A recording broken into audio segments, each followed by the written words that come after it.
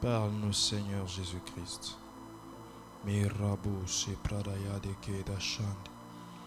Endaribabu se pradaya de kai de sontobobo. Luce prada shende de karababos. Urabashandaria babakai de sontobo shandebre. Ezi eteri de da sharabayande leketeke. Maso ridekai de nedekai de sabra de shene de kete. L'osteri de shalabai sekene sopra di shanda bazima. Endara papa papa papa papa.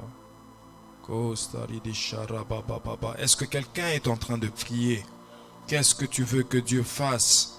Dans leur détresse, ils invoquèrent l'Éternel. L'Éternel envoya sa parole. Quelle que soit la détresse dans laquelle tu te retrouves, il n'y a que la parole de Dieu. La parole de Dieu que Dieu peut envoyer ce matin pour te guérir. La parole de Dieu que Dieu peut envoyer ce matin pour te restaurer. La parole de Dieu que Dieu peut envoyer ce matin pour te faire du bien. Pour te faire du bien.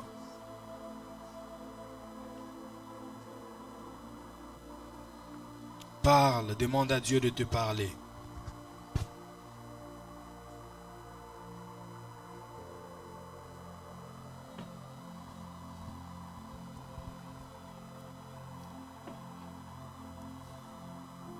Père, au nom puissant de Jésus-Christ, nous te disons merci.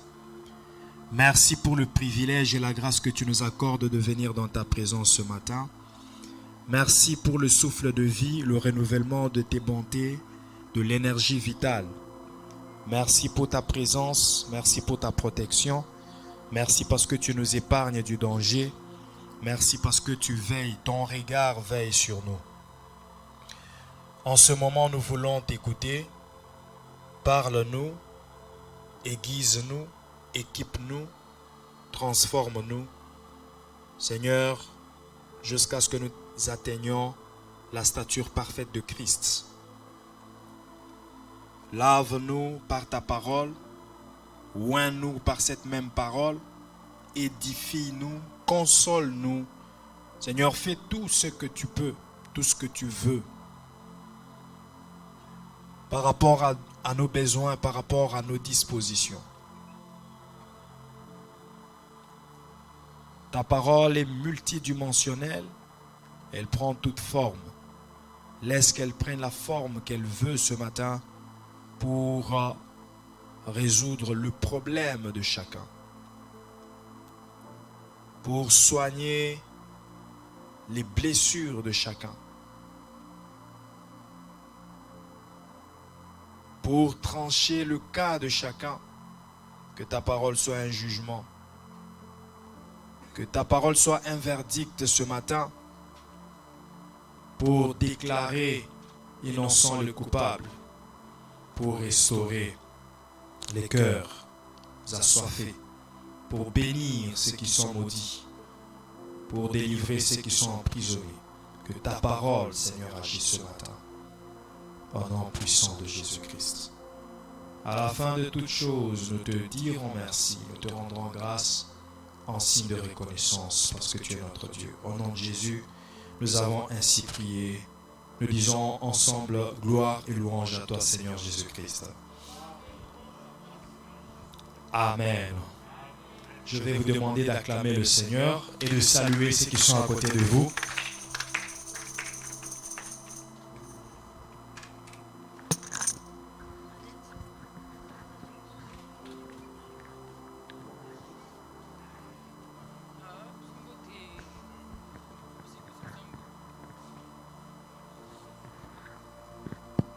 C'est toujours bien de se saluer et de partager la joie avant de commencer d'entendre l'enseignement.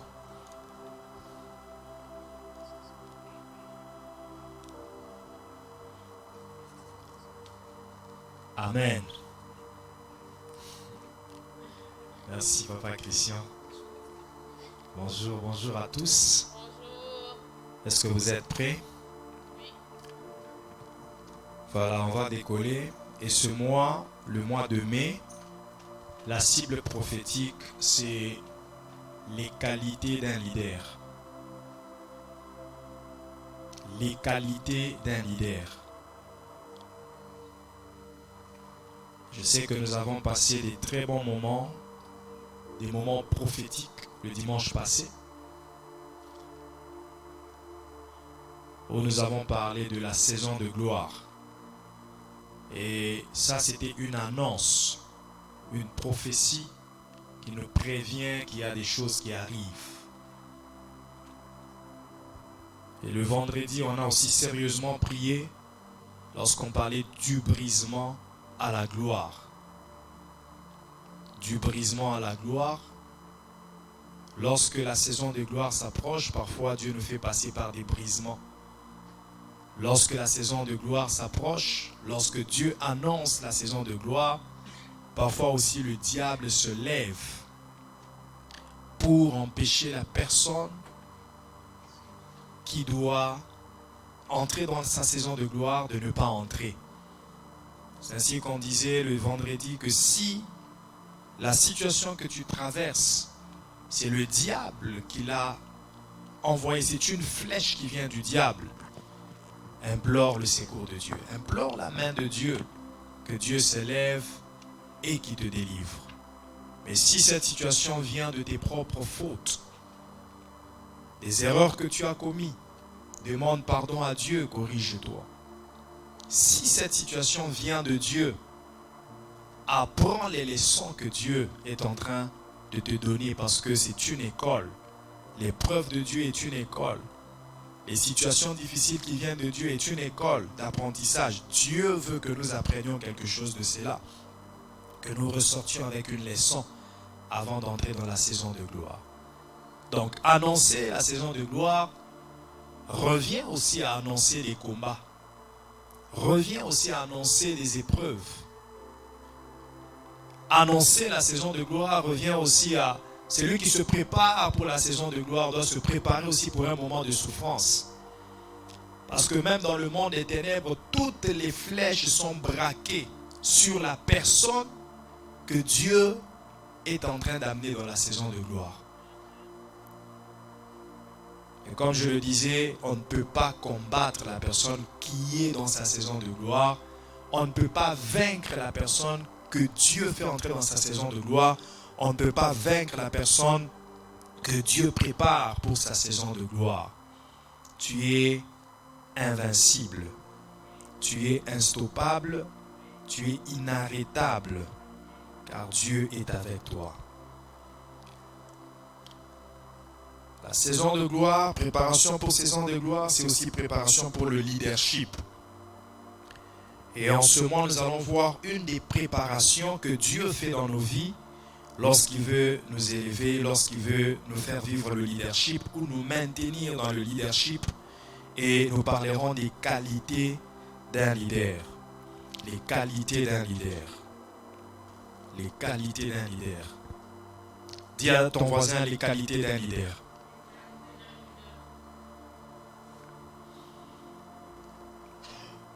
Bien-aimés, les gens que Dieu choisit pour devenir des leaders, que ce soit dans le spirituel ou dans d'autres domaines, ce sont des hommes, ce sont des humains.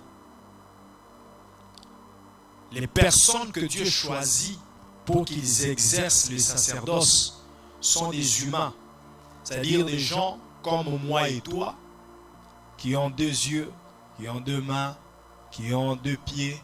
Ce ne sont pas des extraterrestres. Ce sont des personnes vivantes, ce sont des hommes. Et des hommes qui peuvent avoir des défauts. Nous sommes en train de parler des qualités d'un leader. Mais quand on parle des qualités d'un leader, on ne parle pas de la perfection. On ne parle pas, on ne dit pas que le leader est complet, que le leader est parfait, qui ne peut pas commettre d'erreur. Il peut arriver au leader de commettre d'erreurs avant de devenir leader ou quand il est déjà leader. Mais le premier critère qui pousse Dieu à choisir un leader, c'est la disposition du cœur. Ce n'est pas le manque de défauts, mais c'est la disposition du cœur. Ce n'est pas le fait d'avoir des qualités et des qualités. mais c'est la disposition du cœur. Dieu choisit ceux qui ont le cœur disposé.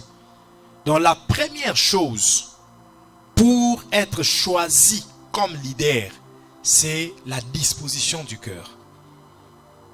J'ai trouvé David, l'homme selon mon cœur. C'est-à-dire, avec David, Dieu traitait plus avec le cœur qu'avec toutes les autres qualités que David pouvait avoir. C'est ainsi que même ce David-là, lorsqu'il a commis des erreurs, Dieu ne l'a pas rejeté. Parce que Dieu avait vu la première qualité dans David. Et cette qualité, c'était quoi? La disposition de son cœur. La première qualité qui a poussé Dieu à choisir David, pour que David soit le leader, pour que David soit le roi de Juda et ensuite le roi d'Israël. Le choix qui a été porté sur David, c'était par rapport à la disposition de son cœur. David avait un cœur disposé. Un cœur disposé. La disposition du cœur de David. Bien-aimé dans le Seigneur, la disposition du cœur, c'est une qualité pour devenir leader et pour demeurer leader. Je ne vais pas continuer à récapituler cela quand je dis que ça concerne tous les domaines. Donc comprends-le que les choses que je suis en train de dire ce matin concernent tous les domaines. Que tu sois médecin, tu es appelé à devenir directeur, médecin en chef. Je ne sais pas, que tu sois avocat, tu es appelé à devenir juge principal de la cour. Tu es appelé à devenir premier ministre, tu es appelé à devenir pasteur, diriger l'église, apôtre, je ne sais pas quoi. Sache que la première qualité qui va te prédisposer à devenir leader, c'est d'abord la disposition de ton cœur. Dieu ne peut pas te choisir si tu n'as pas un cœur disposé, si tu n'as pas des bonnes dispositions dans ton cœur. Tu peux bien avoir des défauts, tu peux bien commettre des erreurs, mais si déjà dans ton cœur tu as des bonnes dispositions, Dieu peut te choisir. Par rapport à ceux qui ont des qualités, ceux qui font tout à l'excellence et je dirais à la perfection, ceux qui évitent de tout genre et de toutes sortes de ne pas commettre les erreurs. Tu peux éviter de ne pas commettre les erreurs parce que tu le fais avec toutes les prudences humaines. C'est bien. Mais quelle est la disposition de ton cœur? Parce que c'est avec la bonne disposition du cœur que même quand tu commettras l'erreur, tu seras capable de revenir vers Dieu. C'est avec la bonne disposition du cœur que même lorsque tu auras atteint la sommité de la gloire, tu ne t'éloigneras pas de Dieu.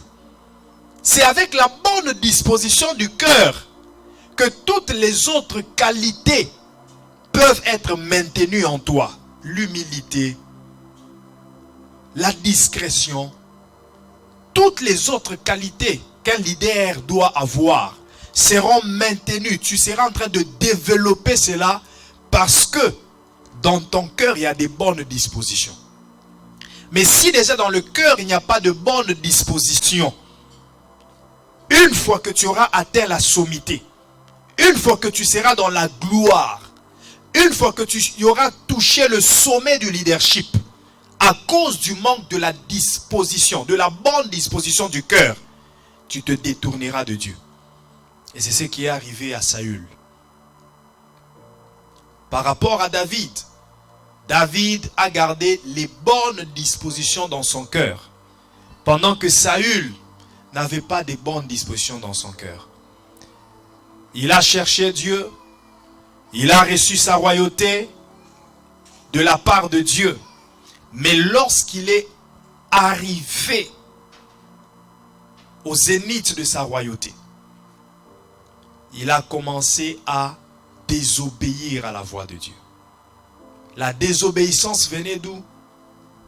Du cœur. Parce que Saül n'avait pas un cœur bien disposé. Un cœur avec des bonnes dispositions pour revenir au Seigneur même quand il s'était déjà engagé sur la mauvaise voie. Saül n'avait pas de bonnes dispositions. Dans la disposition du cœur, c'est quelque chose de très important.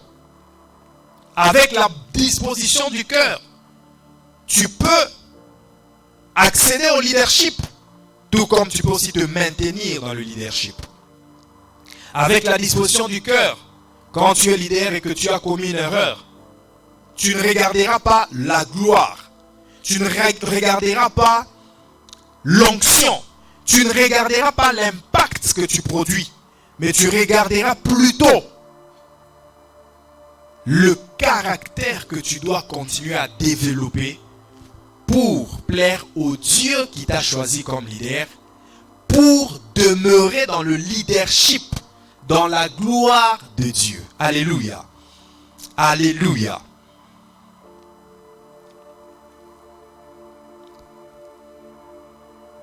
Un leader marche toujours avec deux choses de pair.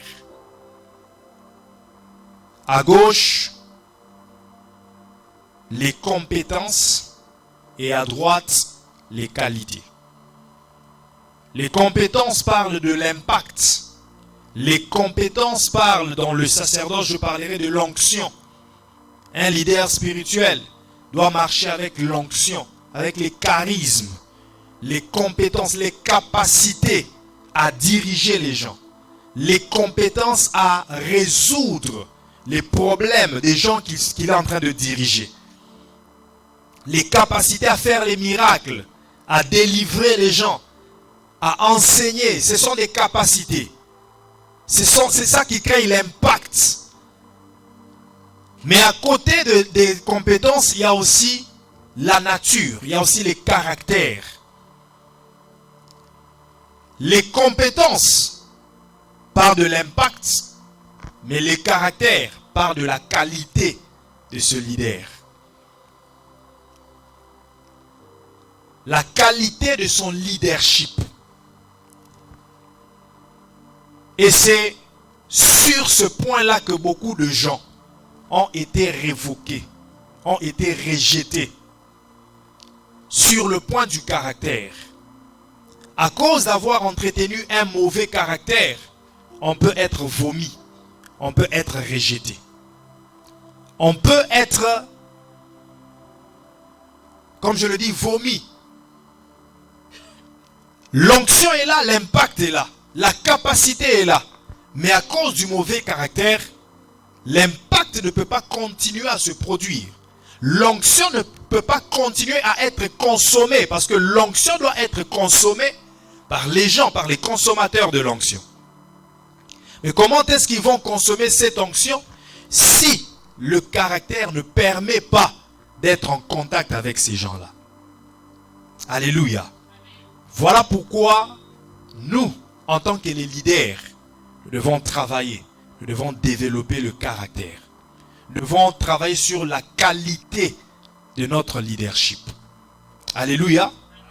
Alléluia. Qui est parfait d'entre vous qui lève sa main droite? Ah, j'avais cru voir quelqu'un lever sa main droite. Bien-aimé dans le Seigneur, Dieu ne te choisira jamais parce que tu es parfait. Là, je le dis aux gens qui disent toujours, non, moi, je ne peux pas servir parce que. Donc ça dit, toi-même déjà, tu es en train de te mettre des limites au service. Tu es en train de t'empêcher de servir parce que tu te crois être impur que tout le monde, tu te crois être sale que tout le monde. Et pourtant, Dieu ne voit pas cela. Dieu est en train de regarder la disposition. D'ailleurs, le fait que tu es en train de t'écarter parce que tu te trouves indigne, c'est ça c'est que Dieu veut. C'est ça c'est que Dieu aime.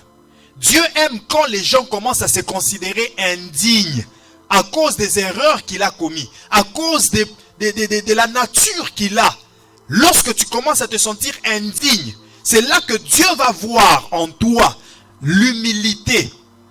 Dieu va voir les bonnes dispositions à reconnaître tes faiblesses. Et Dieu s'engage, Dieu intervient, Dieu s'engage à nous secourir lorsqu'il nous trouve dans la faiblesse.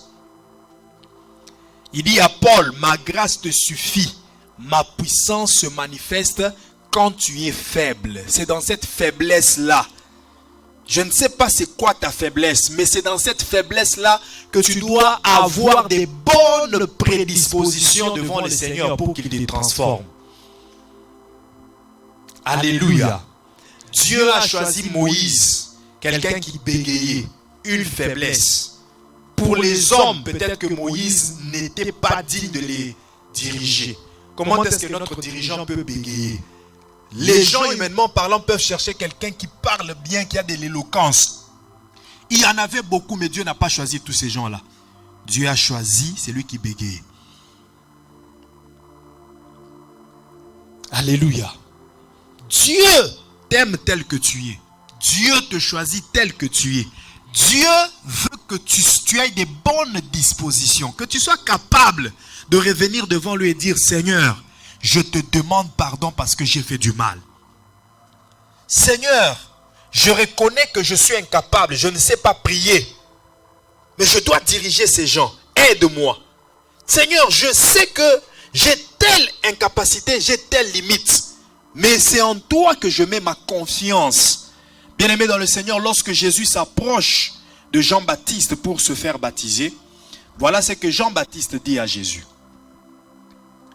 Il dit, je ne suis pas digne d'attacher tes sandales. Je ne suis pas digne d'attacher tes sandales. C'est ça la bonne disposition. Alléluia.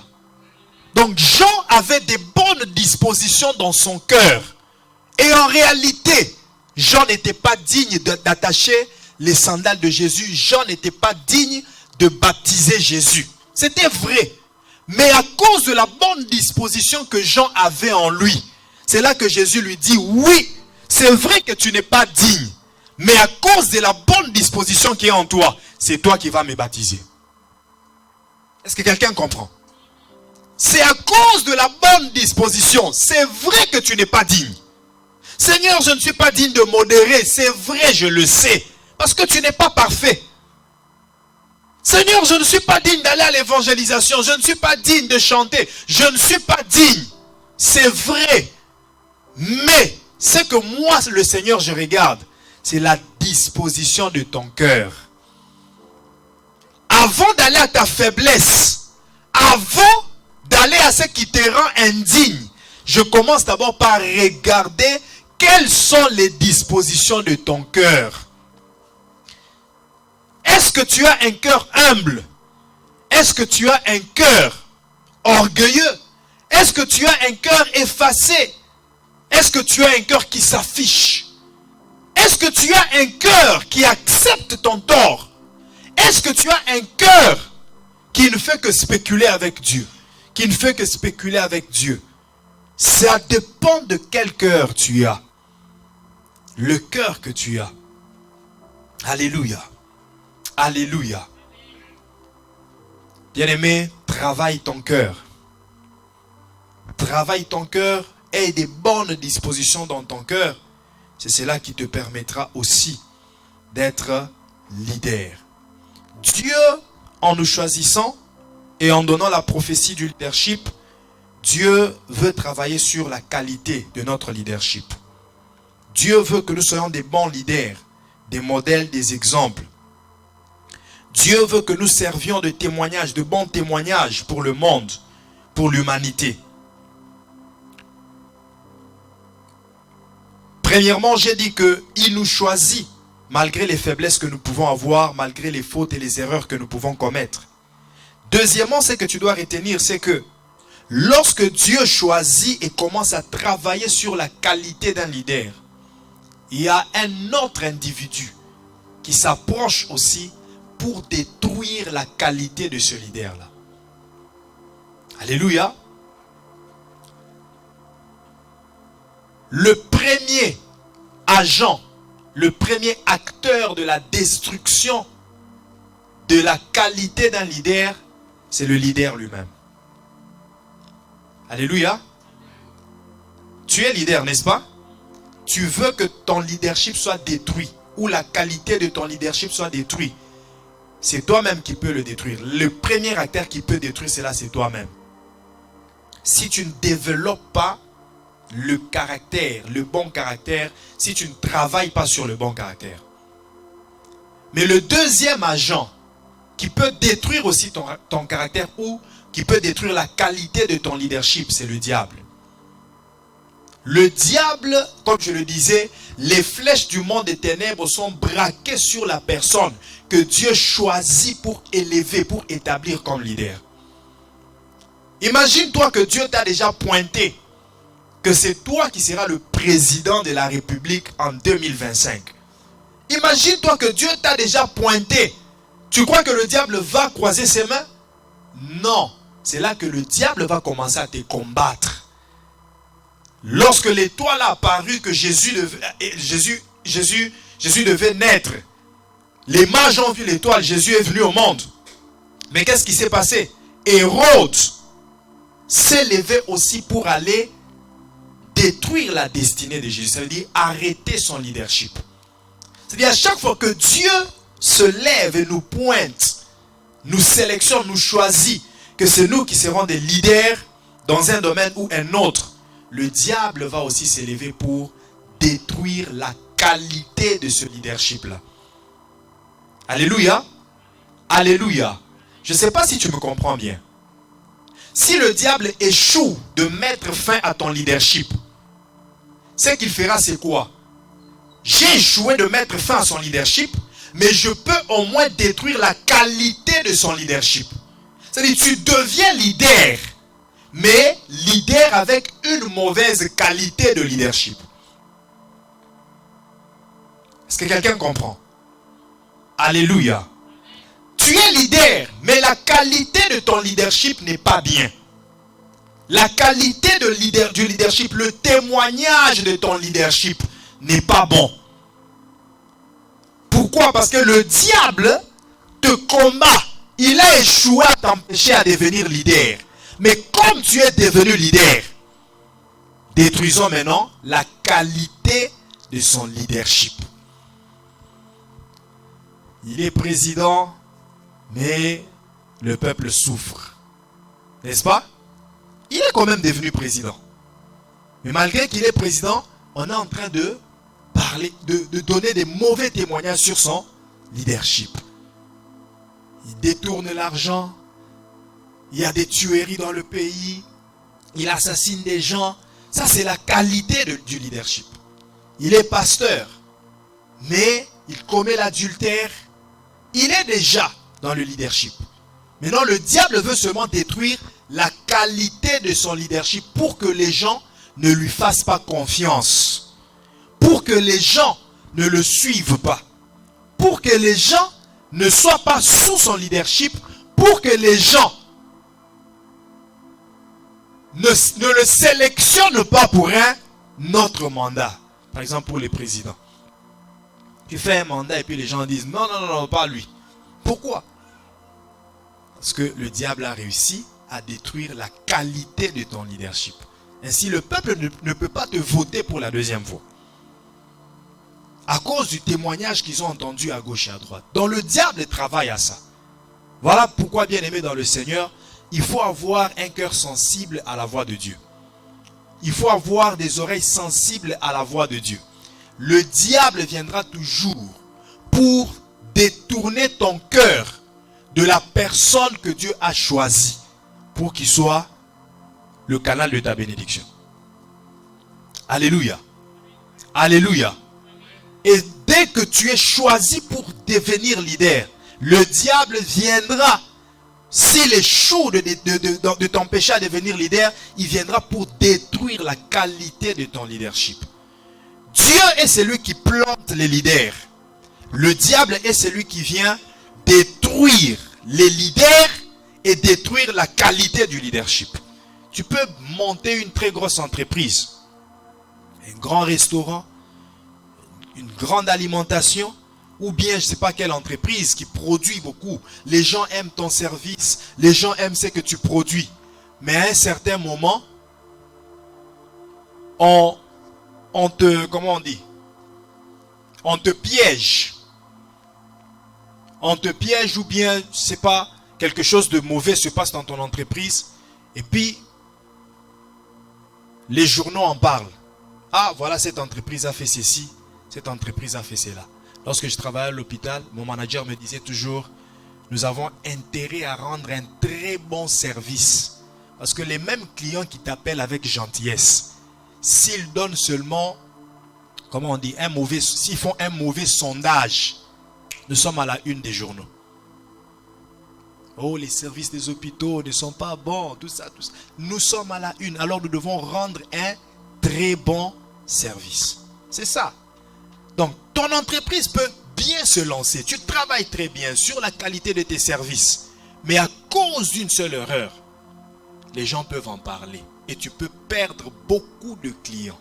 Dieu travaille sur la qualité, mais le diable vient pour détruire la qualité afin que tu n'aies pas la renommée, que tu ne sois pas dans la gloire, que tu n'aies pas le fruit, l'impact de ton leadership.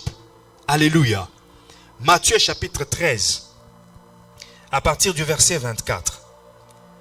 Il leur proposa une autre parabole et il dit, le royaume des cieux est semblable à un homme qui a sémé une bonne sémence dans son champ.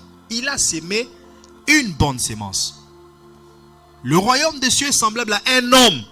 Quel genre de sémence cet homme a sémé? Une bonne sémence.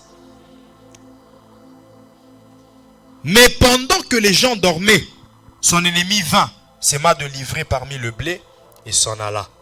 Lorsque l'herbe eut poussé et donné du fruit, l'ivraie parut aussi. L'ennemi vient avec l'ivraie, pendant que le maître du champ a sémé le blé. Une bonne sémence. Il attend récolter, il attend le temps de la moisson pour avoir ses résultats. Bien-aimé, prends cette parabole et contextualise ça dans ta vie. À chaque fois que tu t'engages dans des bonnes choses, à chaque fois que tu lances un bon projet, à chaque fois que tu travailles sur quelque chose, tu sens que je suis en train d'aller dans ma saison de gloire. Mais il y a toujours quelque chose que l'ennemi provoque dans le but de t'empêcher d'entrer dans la saison de gloire. Tu as sémé une bonne sémence, mais l'ennemi vient avec l'ivraie, la sémence de la confusion. Pour que tu ne reconnaisses pas la gloire, pour que tu ne reconnaisses pas la saison de gloire, tu te poses la question, mais est-ce que Dieu avait certainement parlé de la saison de gloire ou je n'avais pas bien entendu? Est-ce que Dieu avait vraiment prophétisé la saison de gloire? Mais comment ça s'est fait que je suis en train de vivre le malheur? Comment ça se fait que je suis dans les situations difficiles pendant qu'on a parlé de la saison de gloire? L'ennemi vient avec l'ivraie. Pendant que Dieu sème le blé, l'ennemi vient avec l'ivraie. Et lorsque l'herbe eut poussé et donné du fruit, l'ivraie parut aussi. Les serviteurs du maître de la maison vinrent lui dire, Seigneur, n'as-tu pas sémé une bonne sémence dans ton champ? L'Éternel n'a-t-il pas sémé des bonnes qualités en toi? L'Éternel n'a-t-il pas sémé un leadership de qualité en toi? L'Éternel ne t'a-t-il pas choisi pour un leadership de qualité? L'Éternel ne t'a-t-il pas établi pour un leadership de qualité? Mais d'où vient que il y a des défauts? D'où vient que il y a des erreurs que tu commets? D'où vient que il y a des mauvaises choses, des mauvaises situations qui se manifestent à côté de ce que l'Éternel a planté en toi? C'est parce que le diable ne veut pas que tu rendes un leadership de qualité. Alléluia. Le diable ne veut pas que tu sois dans ta saison de gloire. Mais tu dois faire honte au diable. Je disais, tu dois faire honte au diable. Je disais que tu dois faire honte au diable. Le diable est un menteur. Il ne pourra jamais te vaincre. Ah, je n'ai pas entendu cet amen-là. Je disais que le diable ne peut pas t'arrêter. Le diable ne peut pas modifier le leadership que Dieu a placé en toi. Je crois en ce leadership, je crois dans la gloire que Dieu t'a réservée. Et cette gloire va commencer à se manifester en cette année 2023. Rien ne pourra changer cela. Rien ne pourra te stopper. Rien ne pourra t'arrêter. Si tu le crois, que cela se produise pour toi au nom de Jésus-Christ.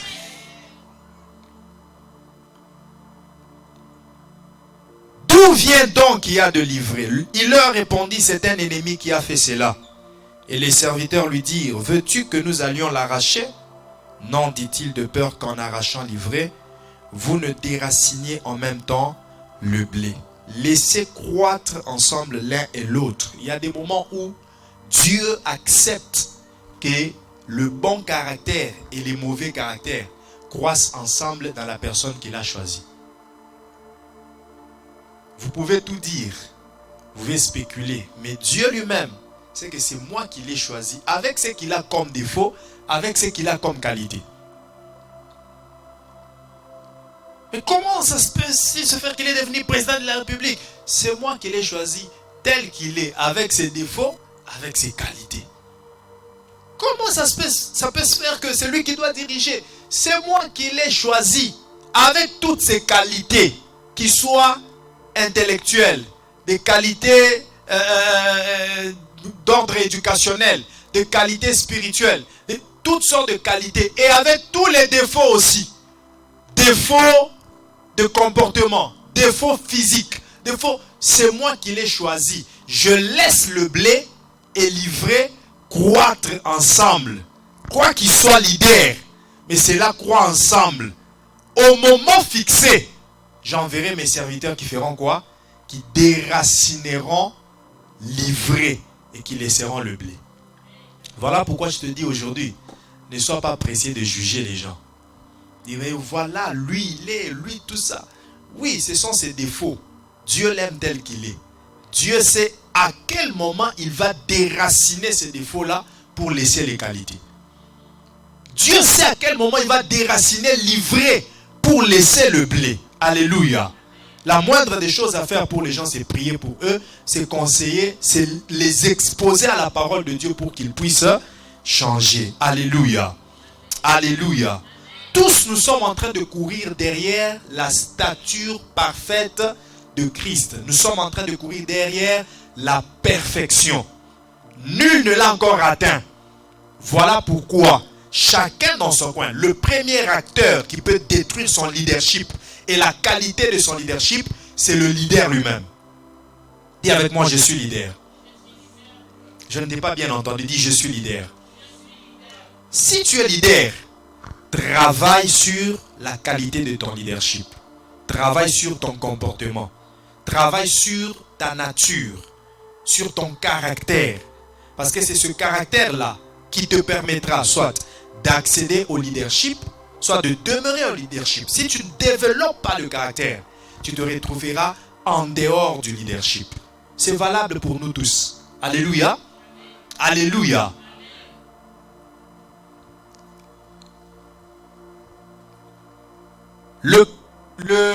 La qualité dont je vais te parler ce matin, avant que nous ne puissions prier, nous parlerons d'autres qualités après, dans les autres dimanches et pendant nos cultes de semaine.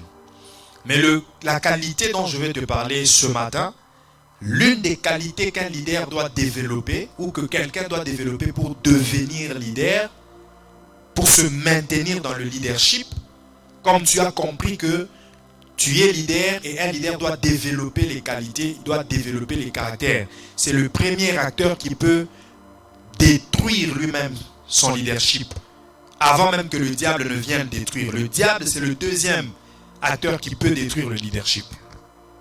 Alors, comme tu as compris cela, la qualité que je te donne ce matin pour développer le leadership, c'est la persévérance. Alléluia. Alléluia. Dis avec moi la persévérance. Bien-aimé dans le Seigneur, si tu n'as pas cette qualité, il est difficile que tu accèdes dans le leadership. Il est difficile d'accéder dans la saison de gloire. Il te sera difficile de te maintenir dans le leadership. Parce que le leadership parle des défis. Je disais, pour ceux qui n'ont pas entendu, quand on parle du leadership, on parle des grands défis. Le leadership a des niveaux. Le leadership a des échelles, a des étapes. Tu es en train d'échelonner des étapes. Tu peux être leader des 5 aujourd'hui. Mais sache que parce que Dieu t'a déjà choisi, si tu fais bien le leadership des 5, demain tu seras leader de 10, demain tu seras leader de 50, demain tu seras leader des 1000, ainsi de suite. Même David n'a pas commencé directement par devenir roi d'Israël. David a commencé dans la savane avec les brebis de sa famille. C'est là déjà le choix du leadership. C'était le premier niveau. Et il n'a pas quitté la savane jusqu'à devenir roi d'Israël directement. Il est d'abord devenu porteur des armes de Saül. Il a commencé à apprendre à côté de Saül comment exercer le leadership. Il portait les armes de Saül. Et en dehors de cela, comme il savait jouer de la harpe, et comme Dieu avait frappé Saül des esprits impurs, Dieu s'est arrangé que l'onction qui était sur David puisse guérir Saül pendant que David jouait à la harpe. Tout ça, c'était les niveaux du leadership. Dieu l'établissait de niveau en niveau. Et lorsqu'il a quitté ces niveaux-là, il est devenu, pas roi d'Israël, mais roi de Juda. Et Juda, c'est la plus petite des tribus d'Israël. Et c'est lorsqu'il a dirigé Juda, il a montré sa fidélité à Dieu. Il a montré la persévérance de tous les défis qu'il devait relever. Saül s'est retourné contre lui. Il a voulu le tuer. David a fui pendant qu'il devait jouer la harpe pour Saül. Mais le même Saül a voulu le tuer. Vous vous rendez compte? On dit, David, viens jouer la harpe. Le roi est saisi des esprits impurs. David vient, il joue à la harpe. Pendant qu'il joue à la harpe, Saül a la lance entre ses mains. Il est en train de dire dans son cœur, je dois tuer David. Je dois tuer celui qui joue à la harpe pour moi. Je dois tuer celui qui joue à la harpe. Et il calcule même pendant que David était en train de jouer à la harpe. Il lance son javelot. Mais David échappe. Et ça s'est produit 2 fois. La première fois quand ça s'est produit, David est allé se dire, mais attends, je suis en train de guérir cet homme, mais c'est lui qui veut me tuer. Et on vient encore l'appeler. David n'a pas refusé, il n'a pas dit, ah, mais la personne que je vais aller guérir, il est en train de me lancer les javelots, il veut ma mort. Non, non, je vais fuir. C'était des défis que David devait relever pour accéder à un autre niveau de leadership. Et je te dis ce matin, ne tue pas celui qui joue à la harpe pour toi. Ne tue pas celui qui est en train de te guérir. Ne lance pas la flèche à celui qui est en train de te guérir. Il a échappé comme ça 2 fois. Et il s'est enfui. Mais c'était déjà la préparation pour entrer dans un autre niveau de leadership. Il est devenu roi de Juda. Il a encore relevé d'autres défis. Et finalement, il est devenu le roi de tout Israël. Ça veut dire des 12 tribus. Le leadership a des niveaux. Et chaque niveau parle des défis qu'il faut relever. Je t'ai dit que même la saison de gloire a un début et une fin. Mais il est possible de faire qu'une saison de gloire soit transportée dans une autre saison. Alléluia. Parce que à chaque saison, il y a des défis qu'il faut relever. Tu dois relever les défis pour entrer dans la saison de gloire. Tu dois relever les défis pour te maintenir dans la saison de gloire. Et pour relever ces défis, tu as besoin de la persévérance. Parce que ceux qui ne sont pas persévérants, ils abandonnent. Ceux qui ne sont pas persévérants, ils ont peur des défis. Lorsqu'ils voient le challenge qui est devant lui, il se dit non, je ne pourrai pas, je ne saurai pas, j'abandonne. Mais la Bible nous dit, Hébreux chapitre 10, verset 39, nous, nous ne sommes pas de ceux qui abandonnent. Nous ne sommes pas de ceux qui abandonnent pour se perdre. Alléluia. Nous ne sommes pas de ceux qui se retirent pour se perdre. Nous ne sommes pas de ceux qui se relâchent. Nous affrontons les défis. Nous affrontons le combat. Quel que soit ce que le diable peut susciter contre nous, nous affrontons cela. Et nous avons la victoire avec Jésus-Christ. Alléluia. Dis avec moi la persévérance. La persévérance, c'est une des qualités qu'avait Isaac, le fils d'Abraham. Dans Genèse chapitre 26, la Bible dit que Isaac s'est retrouvé en train de creuser des puits pour chercher l'eau. Il a creusé la première fois, papa Christian. Il a trouvé un puits. Il donne à ce puits-là le nom de Ézek. Pourquoi? Parce que pour ce puits, on a cherché des querelles. Les gens d'Abimelech sont venus lui dire, non, c'est notre puits, c'est notre puits, c'est notre puits. Finalement, il a abandonné ce puits. Mais il n'a pas abandonné son objectif. Alléluia. Alléluia. Il y aura des moments où tu dois abandonner la tunique multicolore, mais que tu ne dois pas abandonner la vision que Dieu t'a donnée. Il y aura des moments où tu dois abandonner le puits que tu as creusé, mais non les potentiels que Dieu a mis en toi pour en creuser un autre. Il a abandonné le puits Ézek. Il s'est avancé un peu, il a creusé encore d'autres puits. Il appelait ça du nom de Sitna. Pour ce puits, on a encore cherché des querelles. Il a abandonné le puits. Mais la mission qu'il avait, l'objectif qu'il avait, il n'a pas abandonné. Il s'est encore avancé un peu. Il a creusé des puits pour lesquels on n'a pas cherché les querelles. Voilà pourquoi il a donné le nom de Rehoboth. L'Éternel nous a mis au large. Finalement, pour certaines raisons, peut-être que l'eau n'était plus dans ce puits, il devrait encore quitter ce lieu-là. Il avance encore à cause de la persévérance. Qu'on me combatte, je n'abandonne pas. Que je manque, je n'abandonne pas. Que je me retrouve dans une situation difficile, je n'abandonne pas. Que j'aille, que je n'aille pas, je n'abandonne pas. La persévérance me pousse à continuer parce que je sais que j'ai été appelé à être leader. Et là, il creuse un autre puits. Il trouve de l'eau. Il donne à ce puits-là le nom de Bershiba. Bershiba veut dire le puits de l'alliance.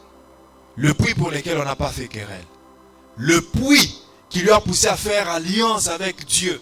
C'est en ce moment-là qu'il a fait l'alliance avec Dieu. Il a bâti un autel. Il a donné en ce lieu le nom de Beersheba, le puits de l'alliance.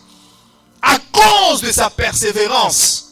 Et c'est à ce moment-là, lorsqu'il a creusé le 4e puits, la Bible dit que cet homme est devenu très riche. Isaac est devenu très riche et il allait s'enrichissant. Lisez Genèse 26 et Genèse 27. Il allait s'enrichissant de richesse en richesse. Mais s'il avait abandonné depuis Ézek, s'il avait abandonné depuis Sitna, s'il avait abandonné lorsque les challenges, les défis se sont présentés, il n'allait pas devenir riche. Il n'allait pas devenir fort riche. C'est comme ça que la Bible l'appelle. Il est devenu fort riche. À cause de la persévérance. Bien-aimé, n'abandonne pas. La persévérance est une qualité qui te fera maintenir dans ton leadership. Qui te fera maintenir dans ta saison de gloire. La persévérance. Alléluia. Il y a des gens, juste son collègue de travail commence à lui créer un peu des petits problèmes. Oh, je veux qu'on me déplace, je ne veux plus ce département. Il y a beaucoup de combats, envoyez-moi. Mais toi, tu ne comprends pas que les combats là, c'est juste une école. C'est juste un chemin que Dieu est en train de frayer pour voir comment est-ce que tu seras persévérant. Et à l'issue de ta persévérance, peut-être qu'une promotion est en train de t'attendre. N'abandonne pas, sois persévérant. Avance, avance encore. Tu as cherché toute la nuit, tu n'as pas trouvé. Toi, tu te diras, je dois abandonner. Laver mes filets, rentrer à la maison. Mais Jésus te dira, avance encore. C'est ça la persévérance. Là où tu n'as pas trouvé, continue à chercher. Là où tu n'as pas été exaucé, continue à prier. Là où tu n'as pas eu les résultats, continue à travailler. La persévérance. Là où tu as été combattu, là où les gens se sont opposés contre toi, ils ont dit pas toi. Est-ce que toi vraiment, toi, petit comme tu es là, notre jeune frère, tu régneras sur nous? Toi. Et ce sont les mêmes personnes qui le vendent chez les Madianites. Ce sont les mêmes personnes qui le mettent dans le puits. David, avec le remords de tout ce qu'il avait vécu, il pouvait se dire en tout cas, ma vie ne sert à rien. En tout cas, je suis un bon à rien. Ma vie ne sert à rien. Donc, je ne sais pas ce que moi je suis venu faire sur la terre. Je vais à gauche, combat. Je vais à droite, combat. Je vais faire ceci, ça ne marche pas. Le diable se soulève parfois. Je perds l'argent, je tombe en faillite. Joseph pouvait se dire en tout cas, moi, ma vie, elle ne sert de rien. Je ne ferai plus aucun effort. J'étais dans le puits, vendu chez les Madianites. Il se retrouve en Égypte. Le Potiphar qui l'achète comme une marchandise, il devient boy de Potiphar. La femme de Potiphar qui vient commence à lui créer des problèmes. Joseph pouvait se dire, moi, je suis un maudit. Peut-être que toi aussi tu as déjà dit ça. En tout cas, moi, les liens de nos familles sont plus forts. Je ne vois pas ce que je peux faire. Je vais juste lâcher. En tout cas, moi, même les ministères, comment est-ce que les gens peuvent commencer des églises et puis tu vois directement expansion. Mais nous c'est toujours, on doit s'étirer, s'étirer, s'étirer. En tout cas, moi, les gens peuvent étudier, avoir des diplômes et décrocher un emploi. Mais moi, j'ai même changé de filière. J'ai eu des diplômes en administration, je n'ai pas eu d'emploi. Diplôme en éducation, je n'ai pas eu d'emploi. Je me suis dit, bon, peut-être l'informatique. J'ai eu des diplômes en informatique, pas toujours d'emploi. Mais qu'est-ce qui se passe? Qu'est-ce qui se passe? Tout ce que moi j'aimerais te dire ce matin, persévère. Persévère, avance encore. Relève les défis, affronte les défis, persévère. Quel que soit ce que tu endures, quel que soit ce que tu rencontres, ce qui est vrai, Dieu t'a appelé pour le leadership. Même lorsque tu commets des erreurs, persévère. Il y a des gens qui lâchent à cause des erreurs qu'ils commettent. Il commet une erreur, il se dit, moi je ne pouvais pas faire ça, donc c'est fini pour moi. Bien-aimés dans le Seigneur, je vous dis, il y a des gens qui, je vous avais raconté l'histoire d'une femme qui, après 5 enfants dans le mariage, 5 enfants, elle a divorcé. Le mari l'a mis dehors. Mais cette femme avait l'esprit de persévérance, la qualité de persévérance. Elle a commencé à se battre. Elle allait partout sur le boulevard 30 juin en ville là, déposer des CV, même à la primature. Elle s'est présentée comme ça. Et une précision, elle n'était même pas D6. Même pas D6. Mais elle allait déposer le CV. Un jour, elle rencontre à la primature, elle rencontre un homme. Oh, je suis venu déposer mon CV. L'homme regarde et dit, mais... 5 regards. Et l'homme qui revient dit, mais je ne sais pas, tu as fait quoi dans la vie? Oh non, rien du tout. Mais l'homme regarde la beauté qui était là. L'homme était frappé par la beauté. Il dit, bon, viens, je vais t'engager dans mon bureau. D6, même pas D6. Mais elle se retrouve à travailler dans un bureau d'une personne qui travaille à la primature. Et petit à petit, cet homme-là lui drague. Il se marie. Et puis, elle a un poste. Elle est maintenant bien dans sa vie. Et si elle avait abandonné, si elle s'était dit, cet homme est venu là détruire ma vie, il m'a laissé 5 enfants. Il y a des gens qui abandonnent à cause de cela. 5 enfants, je ne pourrai plus rien faire dans la vie. J'abandonne. Et puis elle est là en train de demander, je souffre, j'ai 5 enfants.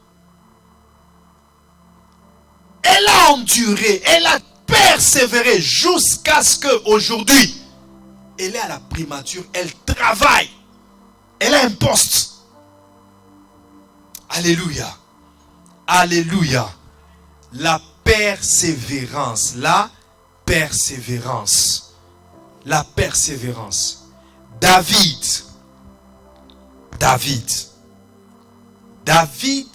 Genèse chapitre, 2 Samuel chapitre 12, chapitre 11 et chapitre 12. 2 Samuel, chapitre 11 et chapitre 12. David, qui était habitué, comme tous les rois, il devait aller en guerre, quand ses armées allaient en guerre. Mais comme David est entré dans la gloire, ça c'était l'un des défauts de David. Il n'avait pas que des qualités, hein? Il avait aussi des défauts. Mais pourquoi est-ce que Dieu l'a choisi? La bonne disposition de son cœur. Maintenant, l'un des défauts de David, c'était quoi? Lorsqu'il est entré dans la gloire, il a commencé à abandonner les bonnes habitudes. Donc, lorsqu'il est entré dans la saison de gloire, il a commencé à abandonner, à négliger certains détails importants. Bien, mais fais attention lorsque tu commences à négliger certains détails. Les choses que Dieu t'avait recommandées, tu respectais cela quand tu n'étais rien, quand tu n'avais rien. Mais dès que tu deviens, tu commences à négliger les détails. Les petites prières que tu faisais, tu commences à croire que les prières, ça sert à quoi? La méditation de la parole, la sanctification, la fidélité à ta femme, à ton mari. Tu commences à négliger les petites choses. Sache que ce sont ces choses-là qui te feront tomber dans les erreurs qui te feront manquer la gloire. David était un habitué à la guerre. Il devait aller combattre. Mais ces jours-là, à cause des victoires que David avait remportées, il s'est dit, même si je ne vais pas, vous allez remporter la victoire. Et il est resté à la maison. Erreur grave. Vous savez, quelqu'un qui est déjà habitué dans les activités, dès que tu te retrouves dans un temps mort, il y a beaucoup de portes qui vont s'ouvrir. Beaucoup de propositions qui vont venir. Temps mort, boring, David se retrouve maintenant en train de se promener sur le balcon. Et en se promenant, il regarde en bas une femme qui se lave toute nue, du nom de Bathsheba. Vous voyez, les noms se ressemblent avec le premier. Beersheba, Bathsheba. Beersheba, ça veut dire le puits de l'alliance. Bathsheba, ça veut dire la fille de l'alliance. La fille du serment. Alléluia. Shiba, c'est alliance, serment. Beer, puis, Bat, fille. Alléluia. Donc cette fille-là était aussi une fille d'alliance. C'était quelqu'un qui vivait une vie prophétique. Même sa rencontre avec David, c'était une erreur. Mais c'était prophétique. Mais toi, tu crois que Dieu ne savait pas ça? Dieu savait cela. Dieu connaît tout. Dieu sait organiser tout. Et c'est l'une des raisons pour laquelle Dieu n'a pas rejeté David. La seule chose pour laquelle Dieu allait rejeter David, c'est si David n'avait pas la bonne disposition du cœur pour se repentir, reconnaître que j'ai fait du mal. C'est seulement ça qui allait faire que Dieu rejette David. Mais pas parce qu'il est allé avec Bathsheba. Et David qui voit Bathsheba, il lui fait appeler. Comme il était roi, il envoie ses gens. Appelez-moi Bathsheba. Appelez-moi cette femme. La femme vient. Et David qui couche avec Bathsheba. Vous connaissez l'histoire. Vous allez lire ça dans 2 Samuel chapitre 11 et 2 Samuel 12. Il commet cette erreur-là. Le leader. Il commet l'erreur de sortir avec la femme d'autrui. Et il commence à s'arranger pour camoufler l'histoire. Pour que le mari de cette femme ne se rende pas compte de cela. Mais la femme était déjà enceinte. La femme était déjà tombée enceinte.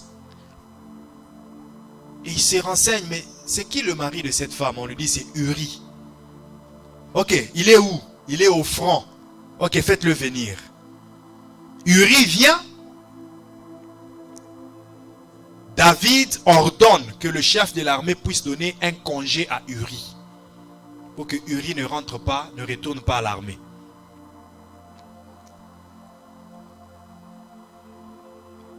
Et il dit à Bathsheba, va coucher avec ton mari.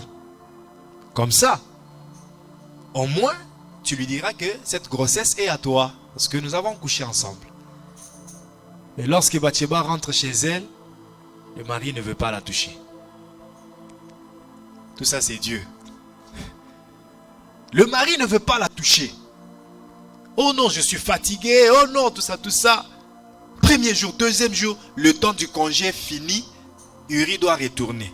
Il retourne au front. Bathsheba qui revient et dit non, en tout cas, roi, il ne m'a pas touché. Comment ça, il ne t'a pas touché? Et là, les défauts, les mauvais caractères de David commencent à se réveiller en lui. L'ivraie qui était à côté de la bonne sémence, du blé, commence à se réveiller.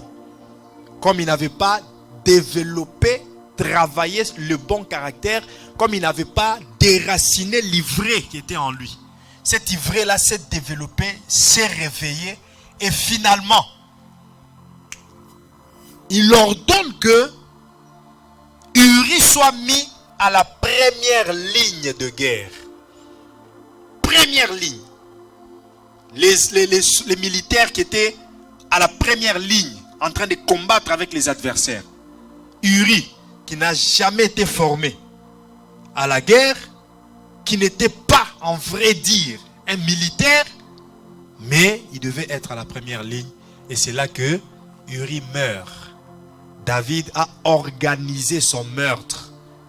Voilà maintenant la qualité du leadership de David. Alléluia. Alléluia. Est-ce que je peux avoir du calme et de l'attention, s'il vous plaît?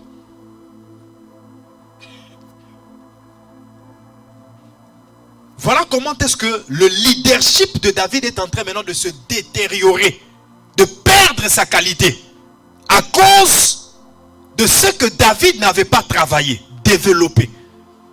Il a organisé un meurtre, lui à qui Dieu avait donné un leadership de qualité. Et voilà comment est-ce que le leadership se détériore. Uri meurt et finalement David prend Bathsheba comme femme. Mais avant cela, David est allé pleurer dans la présence de Dieu. Seigneur, ce que j'ai fait n'est pas bon.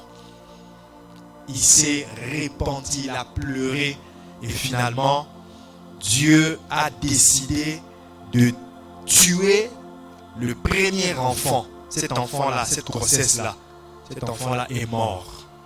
Le premier enfant de Bathsheba avec David. Dieu a dit, je vais épargner David, mais je vais tuer l'enfant. Et ça, c'est le prophète Nathan qui est venu le dire à David. Alléluia. Malgré ça, David a commis une erreur. Il priait, il pleurait, implorait la grâce de Dieu pour que l'enfant vive. Les gens l'ont vu revêtir le sac, mettre la cendre, pleurer et jeûner pour que l'enfant vive. Et ses serviteurs étaient étonnés. Comment est-ce que David, le roi, peut entrer en jeûne comme ça? Mais dès que l'enfant est mort, il a enlevé la cendre, il a enlevé le sac, il s'est lavé, il s'est habillé en parure de roi et il est retourné sur le trône. Ça veut dire quoi? Il aurait dû abandonner à cause de la faute qu'il a commise. Mais il s'est repenti. Il aurait dû abandonner. Il aurait dû rester dans le deuil. Mais il s'est dit, je sors du deuil. L'enfant est déjà mort. La vie continue. La persévérance. Il a persévéré. Il n'a pas regardé l'erreur qu'il a commise. Il a persévéré. Il a avancé. Bien-aimé dans le Seigneur, la persévérance est une qualité qui te sauvera. Quel que soit lorsque les combats s'élèveront devant toi. quel que soit lorsque tu as des défis à relever, quel que soit lorsque tu commettras certaines erreurs, la persévérance te permettra d'avancer, de ne pas perdre du temps, de ne pas te limiter, mais d'avancer. Alléluia. Alléluia. Nous ne sommes pas de ceux qui se retirent pour se perdre, mais nous sommes de ceux qui avancent, de ceux qui continuent le chemin. Alléluia. Alléluia. Dis avec moi, je suis appelé à persévérer.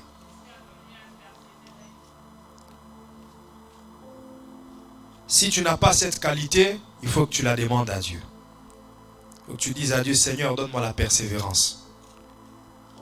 Tu peux bien avoir peur. Tu peux avoir peur. Mais si tu as la persévérance, tu oublieras que tu as peur. Tu peux traverser la vallée de l'ombre de la mort. Mais si tu es un persévérant, vous savez, un persévérant, c'est une personne qui a d'abord l'objectif. Qui a d'abord les yeux fixés sur son objectif. Quel est ton objectif? C'est quoi l'objectif que tu poursuis? C'est quoi le but que tu veux atteindre en cette année 2023? Est-ce qu'il n'y a pas de défis? Oui, il y a des défis. Il y a des difficultés. Il y a des situations compliquées qui s'élèvent. Mais est-ce que tu dois perdre ton objectif de devant toi? Regarde l'objectif. Même Jésus, il savait que la gloire qu'il était venu chercher, ce n'était pas la gloire de ce monde. Cherchez-moi Proverbe 30, verset 30. Ce n'était pas la gloire de ce monde, c'était la gloire de Dieu. Mais avant d'atteindre cette gloire, il fallait franchir beaucoup d'obstacles. Il fallait relever beaucoup de défis. Jusqu'à ce que lorsque le défi le plus compliqué est arrivé, il est allé à Gethsémane et il a commencé à pleurer. Il a prié, Seigneur, si tu peux éloigner cette coupe. Parce que ce défi n'était pas facile à être relevé. Si tu peux éloigner cette coupe. Et la sueur tombait de lui comme des grumeaux de sang. Mais malgré cela, il n'a pas abandonné. Il avait l'objectif devant lui. Je dois mourir sur la croix. Je dois atteindre mon objectif. Je reste persévérant. Quoi que ça me fasse peur. Mais je dois persévérer jusqu'à atteindre le but. Jusqu'à atteindre la finalité. Alléluia. Proverbe 30, verset 30. Le lion, le héros des animaux, ne reculant devant qui que ce soit. Ne reculant devant qui que ce soit.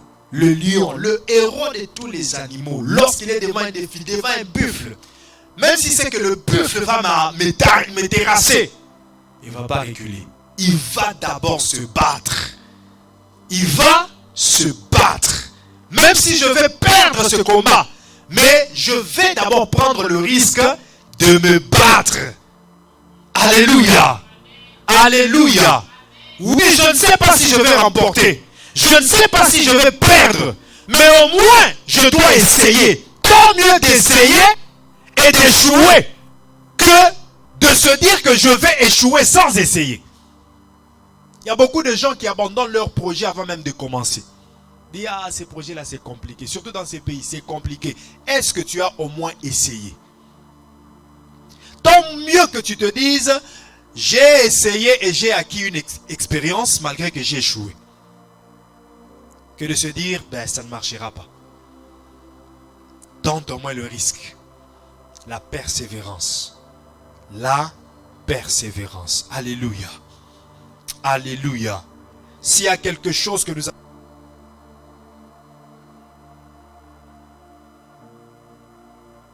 S'il y a quelque chose que nous allons demander à Dieu ce matin en prière, nous allons lui demander la persévérance. Tu as des projets, tu as des buts à atteindre, il te faut la persévérance. Tu es en train de rechercher une position, tu es en train de vouloir atteindre un leadership. Tu as besoin de la persévérance. C'est une qualité. C'est une qualité. Alléluia. Alléluia. Dis à ton voisin, tu as besoin de la persévérance. Pour ton mariage. Dis à ton voisin, tu as besoin de la persévérance. Pour tes études. Dis à ton voisin, tu as besoin de la persévérance. Pour obtenir ce visa-là. Pour obtenir ce document de résidence permanente.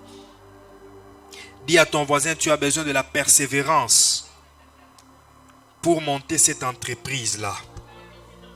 Dis à ton voisin, tu as besoin de la persévérance pour servir Dieu.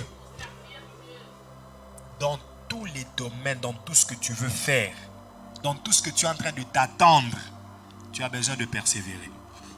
Oh, j'ai beaucoup fait les démarches, Je connais des gens qui ont fait des démarches pendant 5 ans, 6 ans, 7 ans.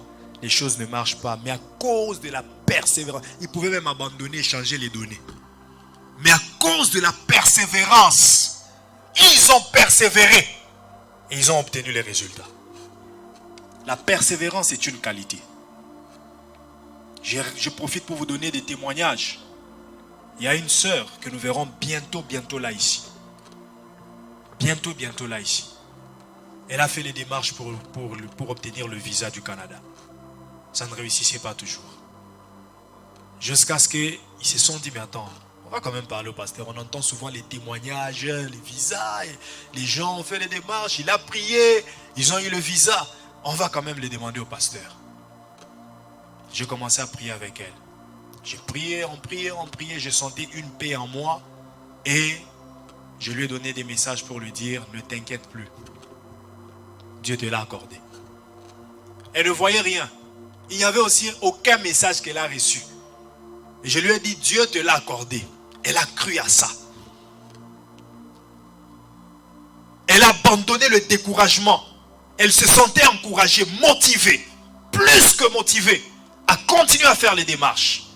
Oh pasteur, mais cette agence-là, on ne m'a pas répondu. J'ai dit, moi je t'avais dit, Dieu te l'a accordé. Après quelques temps, le premier document est accordé. Après quelques temps, quand je dis quelques temps, ce n'est pas 1 mois, 2 mois. C'est-à-dire des très longs moments qui passent, où quelqu'un peut même se décourager. Aucun message de l'immigration. Aucun signe, rien du tout. Mais je lui disais toujours, continue à croire, persévère, on va continuer à prier. Dieu te l'a déjà accordé. Et finalement, pendant qu'elle s'y attendait le moins, pendant que moi-même j'avais déjà oublié, je vois seulement mon téléphone vibrer. Je regarde, c'est un message WhatsApp. La première des choses que je vois, elle m'envoie directement un visa, gros visa Canada, avant d'envoyer le message. Quand j'ai vu le visa, j'ai commencé à parler en langue. Dieu a exaucé.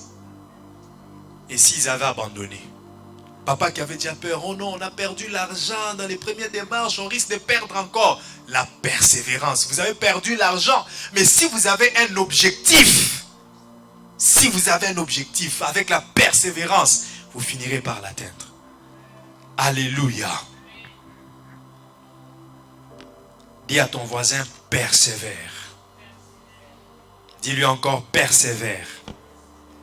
Maintenant, dis-lui, si tu manques la persévérance, demande-la à Dieu.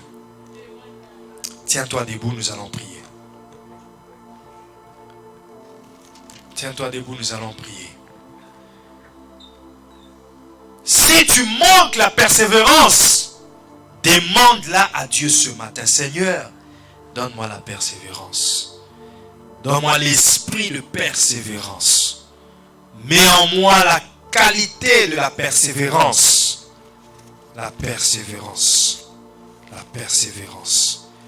Commence d'abord à dire merci à Dieu pour sa parole. Dis merci à Dieu pour sa parole. Dis merci à Dieu pour sa parole.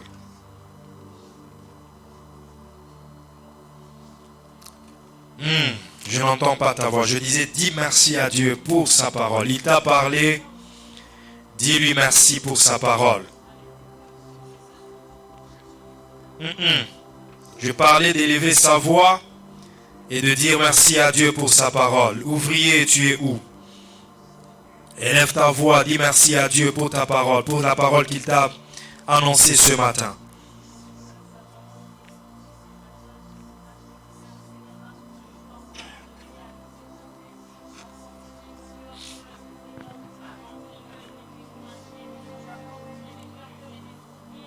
Je gravirai les montagnes, car Dieu est avec moi.